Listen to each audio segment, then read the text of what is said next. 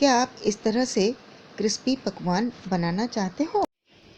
दाल पकवान बनाने के लिए जो सामग्री की आवश्यकता है, ये देखिए, ये है चने की दाल है, जिसको मैंने 7-8 घंटे तक इसको भिगा के रखा था। और ये मैंने 5-6 पानी से धो के अब ये साफ पानी में डाल के रखा है। मैंने मैदा लिया है, ये नमक है आपके स्वाद अनुसार,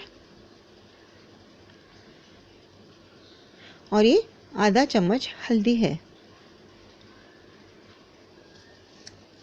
ये देखिए, हम दाल कुकर में डालेंगे। ये गैस हमने 200 ग्राम पानी लिया है और अब इसमें नमक डाला है, हल्दी डाल दी है। इसको अच्छी तरह से मिक्स करके फिर आप कुकर बंद कर दीजिए। 1 सीटी के बाद हम गैस बंद कर देंगे।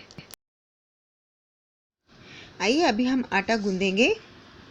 तो देखिए, ये जो हम मैदा लिया था वो बाउल में डाल दिया है, और इसमें जो 3 टेबलस्पून मैंने ऑयल लिया था वो भी इसके अंदर डाल दिया है। ये नमक है, आप अपने स्वाद के अनुसार लीजिए। और इसमें देखिए, ये 2 चुटकी अजवाइन की है, और जीरा भी 2 चुटकी का ही है। और अब ये जो आटा है हम थोड़ा मिक्स करेंगे पहले। ये देखिए, अच्छी तरह से आप मिक्स कीजिए।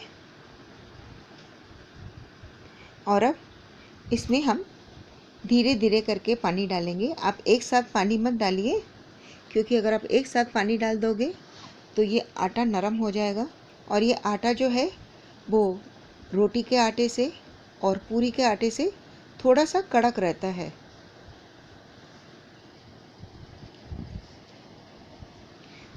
तो ये आटा सॉफ्ट हो जाएगा। अच्छी तरह से मलिए।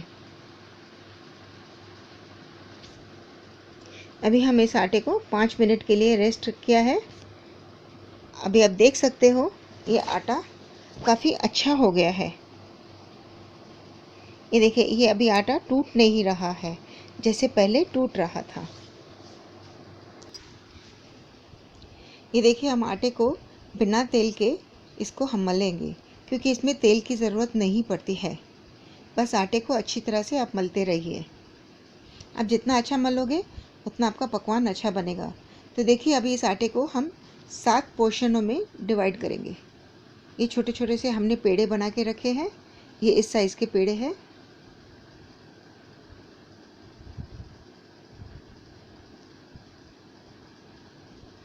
ये रोटी के साइज़ का है। यह पकवान बड़े बनते हैं। तो देखा आपने, ये हमने इस तरह से लोइयाँ बना के रखी है। ये देखिए, अब जो सूखा आटा हमने लिया था,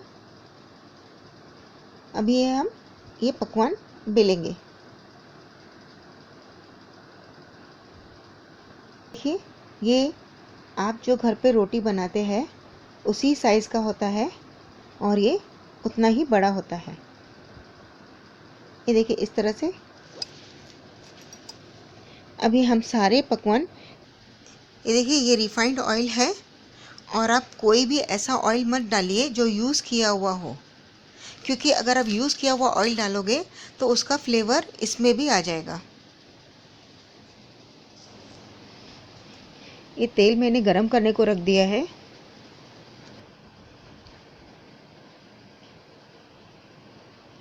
ये जो पकवान हम बनाएंगे वो मीडियम फ्लेम पे रखना है। गरम हो गया है ये तेल। ये देखिए, ये पकवान जो है हमने इसको 5-7 मिनट के लिए हवा में रखा था।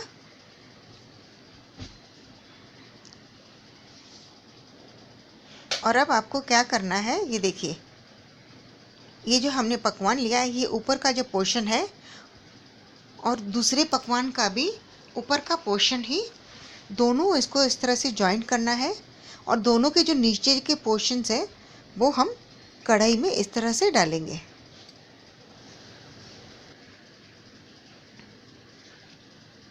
ये देखिए, हमने मीडियम आंच पे किया है, और ये करछी से आप इस तरह से चलाते रहिए, तो ये पकवान फूलेगा नहीं।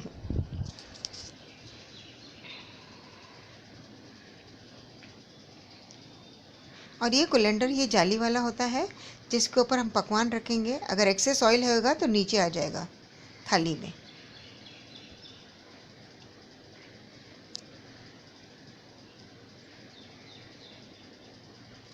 ये आप इसको थोड़ा सा हल्का हल्का सा प्रेस कर सकते हैं। और अगर इसको देखिए, ये पलटने के लिए दूसरा भी करछी की ज़रूरत पड़ती है।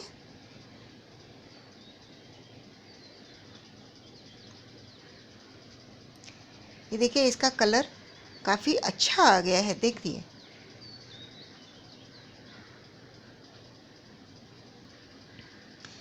ये हर तरफ से आप इस तरह से करछी से चलाते रहे।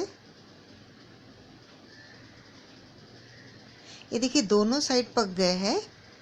ये देखिए दोनों साइड पक गए हैं। और अब इसको ये बीच का जो पोर्शन जो था वो इस तरह से हमने अलग किया। भी ये बीच का पोर्शन भी इसी तरह से हम दोनों तरफ से फ्राई करेंगे।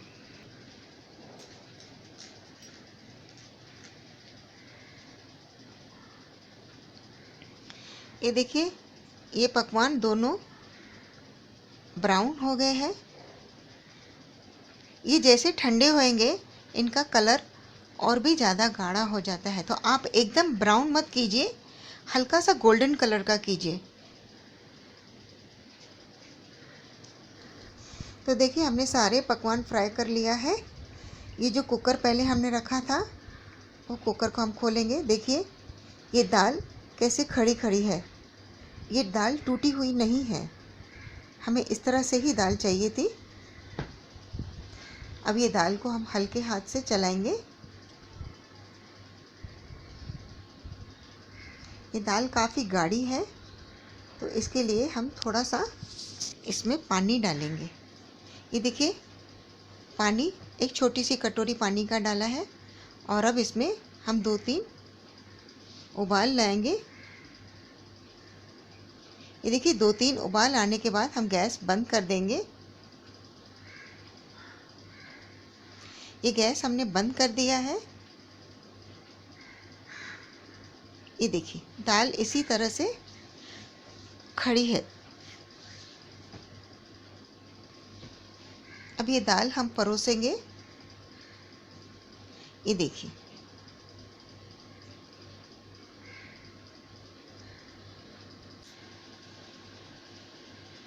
ये देखिए मैंने कुकर बंद कर दिया है।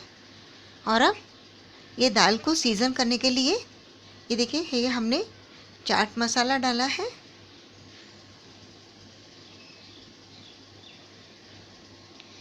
और ये लाल मिर्ची का पाउडर डाला है। अगर आपको अमचूर पसंद है तो आप अमचूर डालिए, नहीं तो ये पिचकू का पैकेट है, ये भी इमली का चटनी है। ये आप इसके ऊपर डाल सकते हो। ये पकवान अभी ठंडे हो गए, देखो इनका कलर कितना गोल्डन हो गया है।